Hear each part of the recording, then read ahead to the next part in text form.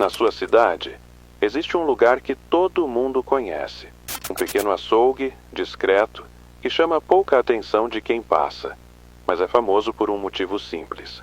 A carne dali é diferente. As pessoas comentam que derrete na boca, que tem um sabor que não existe em nenhum outro lugar. As filas na porta são constantes.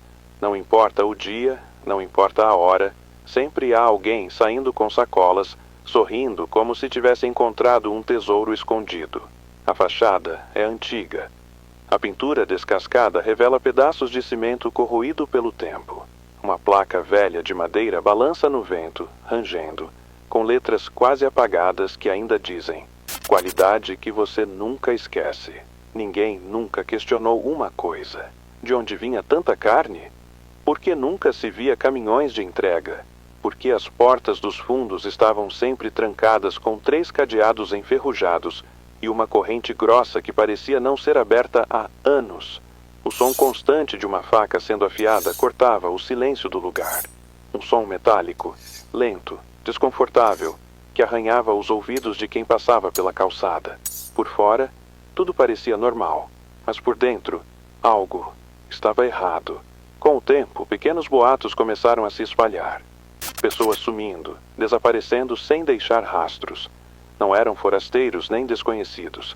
Eram vizinhos, gente conhecida que simplesmente deixava de existir. No início, ninguém fazia a conexão. Sumir, às vezes, é algo que acontece.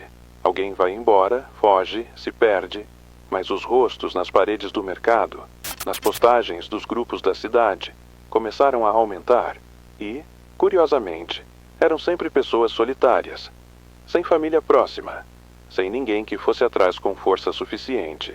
Enquanto isso, a vitrine exibia cortes perfeitos, impecáveis. Carne de uma maciez absurda, de cor viva, suculenta. As pessoas comentavam que ela era diferente. Havia algo de quase viciante naquela carne.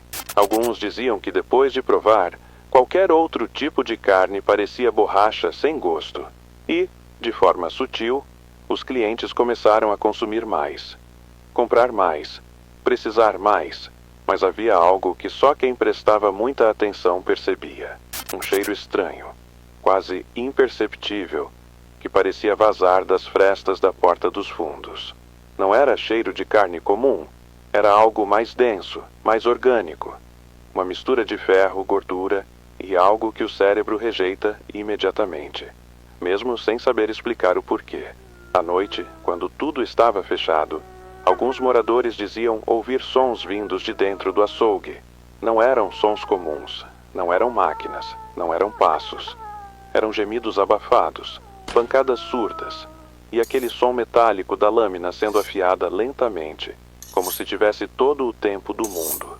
Tudo desmoronou em uma manhã aparentemente comum. Uma senhora de idade, cliente fiel do açougue, comprou um dos cortes especiais naquele dia. Ao chegar e abrir o pacote, viu algo que jamais esqueceria. Entre as fibras da carne, uma pequena ponta óssea, fina, alongada.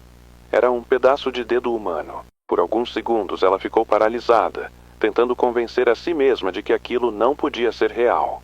Desesperada, a mulher correu até a delegacia. A denúncia parecia absurda, mas, por protocolo, os policiais foram até o local.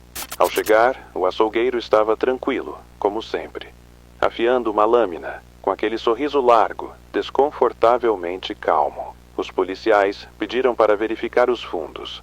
A princípio, ele recusou, alegando questões sanitárias, mas bastou uma olhada ao redor para notarem que algo estava profundamente errado. O cheiro, muito mais forte do que qualquer cheiro de carne, era pútrido, pesado, parecia grudar na garganta e nos olhos. Quando arrombaram a porta dos fundos, encontraram o horror condensado. Ganchos pendiam do teto, segurando pedaços de corpos cuidadosamente separados. Pernas, braços, costelas humanas limpas e organizadas, como qualquer corte de animal. Geladeiras escondiam cabeças enroladas em plástico preto, empilhadas como mercadoria.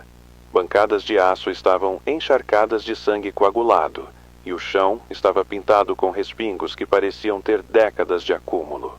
Em uma das prateleiras havia cadernos, Neles, listas de nomes, datas, pesos, descrições precisas de cada fornecimento. O choque foi tamanho que um dos policiais vomitou imediatamente. O outro, em pânico, tentou algemar o açougueiro, que não reagiu. Apenas olhou para ele sorrindo e disse, com uma voz calma, quase carinhosa: "Vocês comeram. Todos vocês." O caso explodiu na mídia como uma bomba. Manchetes frenéticas estampavam todos os noticiários. O açougueiro do inferno, anos servindo carne humana, você também comeu? A cidade inteira mergulhou em pânico absoluto. Filas se formavam na delegacia. Pessoas chorando, gritando, exigindo saber se em algum momento tinham consumido. Muitos clientes passaram mal, vomitando na rua, colapsando em desespero absoluto só de lembrar dos churrascos, dos almoços em família, dos pratos que agora ganhavam um significado monstruoso. Investigações revelaram algo ainda mais aterrorizante. O açougueiro não trabalhava sozinho. Haviam cúmplices. Desaparecimentos que nunca foram solucionados agora faziam sentido.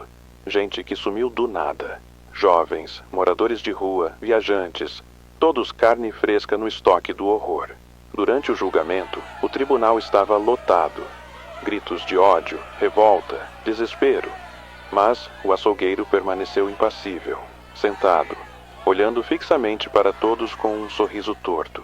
Seu olhar era vazio, como se estivesse olhando diretamente para a alma de cada pessoa presente. Em determinado momento, durante seu depoimento, ele revelou algo que fez até os mais céticos estremecerem.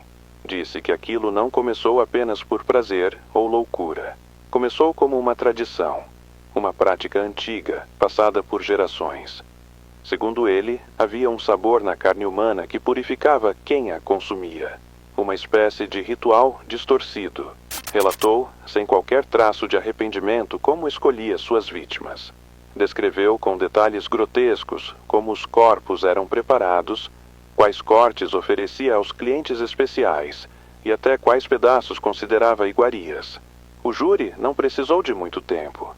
Sentença perpétua, sem possibilidade de recurso. Mas o dano, o trauma, esse jamais poderia ser apagado. Até hoje, dizem que algumas famílias jamais voltaram a comer carne.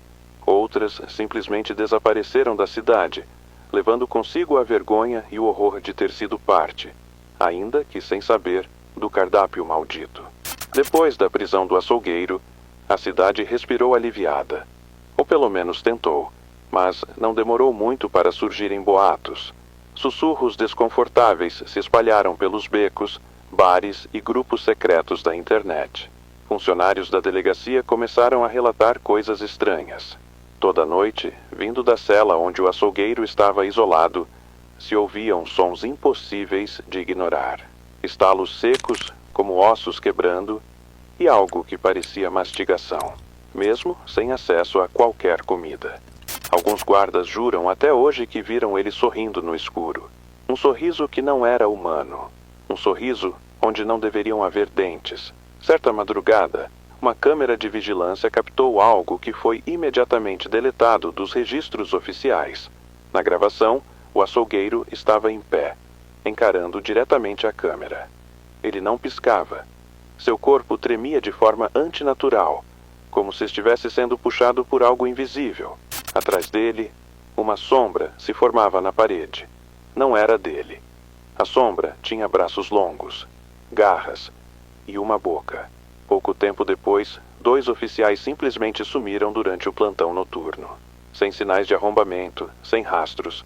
Apenas os rádios deles, jogados no chão, ainda transmitindo um som de fundo, um som úmido, grotesco, que parecia mastigação. A cela foi encontrada vazia na manhã seguinte, mas não havia sinal de fuga. Nenhuma porta aberta, nenhuma janela quebrada, nenhum túnel. Nada. O mais perturbador, no centro da cela, alguém, ou alguma coisa, havia escrito na parede, com algo que parecia carne triturada e coágulos de sangue seco: "O ciclo nunca acaba, você já comeu." Depois desse evento, o açougue foi interditado, demolido. Mas quem mora perto garante que nas madrugadas mais silenciosas ainda se ouvem sons vindo do terreno vazio. Facas sendo afiadas. ossos rachando. E, às vezes, passos arrastados, como se algo ainda estivesse lá dentro esperando.